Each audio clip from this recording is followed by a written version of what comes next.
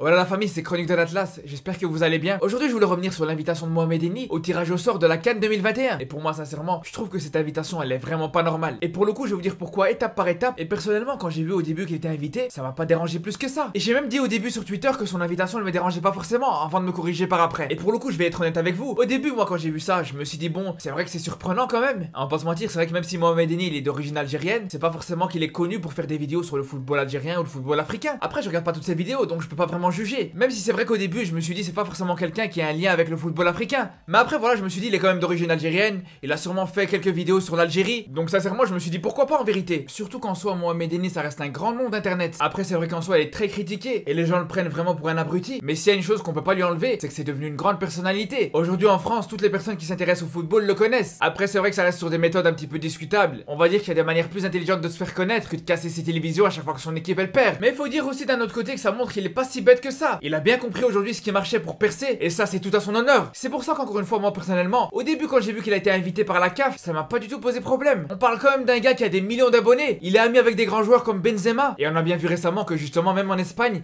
il est repris comme une source sérieuse. Même si c'est vrai que pour ça on peut en douter par contre. Mais donc c'est pour vous dire que j'ai aucun problème avec le personnage. Mais par contre je trouve que c'est scandaleux que la CAF l'ait invité pour faire le tirage au sort, c'est vraiment pas normal. Quand j'ai vu qu'il y a 4 ans d'ici, il a insulté cette Coupe d'Afrique de tous les noms, qu'il a dit que c'était une compétition de clandestins et qu'elle devait être supprimée. Ah mais là par contre je pense qu'on arrive à une limite. Franchement c'est vraiment ça notre problème en Afrique. En Afrique quand on a affaire à quelqu'un qui est influent, il a beau nous avoir insulté, il a beau nous avoir vraiment manqué de respect, mais juste parce que c'est un grand nom ou qu'il a de l'argent, on aura tendance à le valoriser. Et ça c'est vraiment pas normal. Moi je pense que c'est le moment que l'Afrique se réveille. Faut vraiment arrêter de valoriser ce genre de personnes qui apportent absolument rien au football africain et qui ont été même jusqu'à cracher littéralement dessus. Normalement quand t'invites des gens à une cérémonie comme le tirage au sort de la Coupe d'Afrique, ça doit être des personnes qui ont apporté quelque chose au football africain. Ou alors au minimum, ça doit surtout pas être des personnes qui s'amusent à salir l'image de l'Afrique. Pour moi, inviter Mohamed Eni au tirage au sort de la Coupe d'Afrique après les propos qu'il a tenus sur cette compétition, c'est comme si quelqu'un t'avait insulté toi et ta femme pendant des années et toi tu l'invites comme témoin à ton mariage. Franchement, c'est quand qu'on va arrêter de faire tout à l'envers en Afrique? Après, je sais, vous allez me dire ouais, mais toi aussi tu fais que critiquer le football africain. Mais je veux dire une chose, déjà premièrement, moi je suis personne, à aucun moment moi je serais invité dans ce genre d'événement, ça c'est une chose. Et deuxièmement, même si ça m'arrive très souvent de critiquer le football africain, c'est toujours dans le respect et c'est toujours des critiques constructives. Moi personnellement, justement la seule chose que je veux, c'est que le football africain avance et évolue. Et surtout, faut pas oublier une chose, c'est que malgré le fait qu'il m'arrive de critiquer, toute l'année dans mes vidéos, j'essaie de valoriser le football africain. Après, c'est pas le sujet de la vidéo. Si je vous dis tout ça, c'est juste pour vous montrer que si je me permets de reprocher à Mohamed Eni d'avoir manqué de respect au football africain, c'est que je pense être légitime de le faire, parce que pour moi, je pense que ça n'a jamais été mon cas. Je sais pas si vous imaginez, mais le mec, il a vraiment craché sur les équipes qui participent à cette compétition, en les insultant de tous les noms. Et là, il va mettre son meilleur costard pour assister à cette cérémonie, aux côtés justement des joueurs qu'il a insultés comme Eto'o et Drogba, etc. Après, je vous dis pas que Mohamed Eni doit se faire allumer sur les réseaux sociaux par rapport à ce qu'il a dit, loin de là. Moi, je suis tout à fait conscient qu'il pensait pas ce qu'il a dit,